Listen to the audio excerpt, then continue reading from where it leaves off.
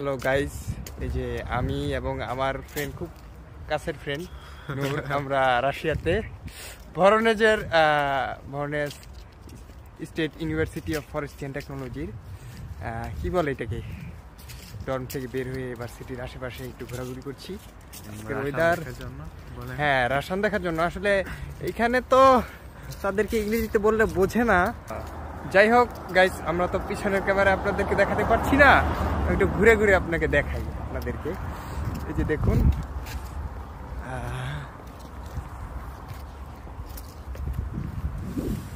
যে আমার ফ্রেন্ড তা আসলে এখন আপনাদেরকে একটু চমকপ্রদ কিছু জিনিস দেখাবো। আমার পিছনে দেখুন যে রাশিয়ান কিছু মেয়ে, তারা আসলে বিশ্বের মধ্যে তারা কিন্তু অনেক সুন্দরী। আমরা অনেক সময় ফোনে দেখি, যে আমাকে মহান আল্লাহ তাআলা বাস্তবে দেখার সুযোগ করে দিয়েছে।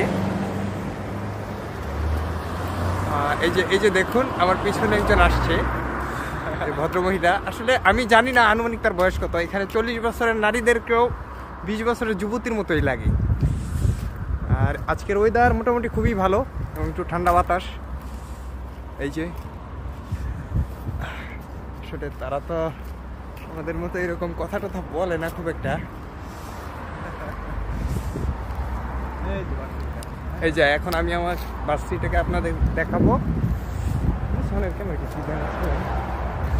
এই যে গাইস, আমার ভার্সিটি, এখানে আমি পড়াশোনা করি। অবশ্য ক্লাস শুরু হয় নাই আমাদের।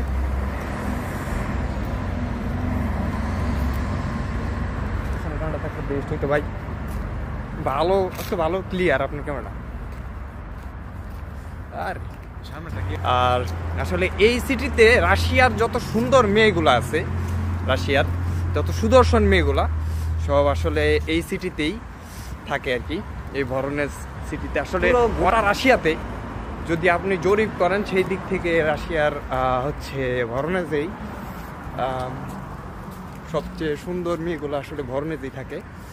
আর এদেরকে আপনি যদি স্বাভাবিকভাবে ইংলিশে বা আপনার কি বলে ওইটাকে, আপনি যদি ইংলিশে খুব ভালো কথা বলতে পারেন, তারপরও তাদের সাথে আপনি কমিউনিকেট করতে পারবেন না যদি আপনি রুস্কি না জানেন। সর্বপ্রথম আপনাকে রুস্কি জানতে হবে এবং তাদের সাথে মিশতে হবে, তাদের কালচারের সাথে মিশে যেতে হবে। কারণ তারা সবসময় পছন্দ করে যারা আসলে খুব সুন্দর রুস্কি ভাষায় কথা বলতে পারে এবং তাদেরকে ইমপ্রেস করতে পারে, তাদেরকেই পছন্দ করে। আপনি বাঙালিদের মতো আপনি যাবেন, তার সাথে মিষ্টি কথা বলবেন, পটানোর চেষ্টা করবেন, এটা সম্ভব না। এখানে আপনার পকেট ভর্তি যদি রুবল থাকে